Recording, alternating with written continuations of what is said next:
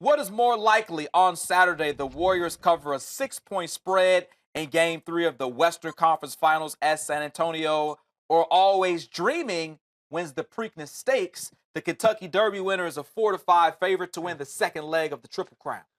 I'm going to go to Always Dreaming. Okay. Now, you see this a lot where the horse that wins the Derby goes to the Preakness and has success because the field is essentially cut in half. He's not going to have to face 19 other 3-year-olds. So quick turnaround, but Always Dreaming. Smooth trip in the Derby. Look at that horse. Clean as a whistle on a muddy track. I think he's able to secure a safe spot. Doesn't necessarily have to go on the lead. His jockey, Johnny Velasquez, kind of has that push button mentality. When he pushes that button, that horse is going to be able to take off. Great synergy between Velasquez and the trainer, Todd Pletcher.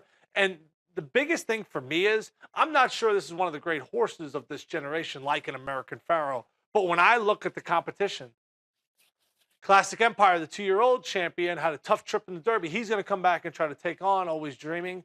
I'm not buying into that stock. I think maybe that horse's best races are behind them. So I think the Spurs will win a game in this series. Okay. And, I'm hoping Kawhi Leonard is able to go in Game 3, and that's going to make my bet look a little bit better. So I'm going to go with Always Dreaming wins the Preakness. Yeah, I lean to you on a horse racing, and I do think that's more likely because I don't know how likely it is that the Warriors cover a 6-point spread. On the road. Yeah, on the road. You were mentioning that before about Cleveland at this point, a 5.5-point favorite in Game 2 on the road. So now you have a 6-point favorite. And to your point, the same way that people might look at how the Warriors just destroyed San Antonio in Game 2, I think that Greg Popovich, he's going to find a way to motivate his team. I really look to how San Antonio was able to close out Houston without Kawhi Leonard on the road, and they just destroyed the Rockets. So I think that they can try to keep this game close. Have you ever been to a racetrack before?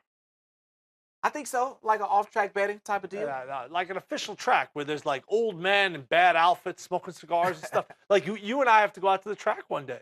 You know what? I have in Alabama at one of these football events, they used to have kind of a media reception, and that used to be at the track. So I have been to a racetrack, Mobile, Alabama. Have you ever seen live horses running around in circles and stuff? Yes, I have. It's been many years ago.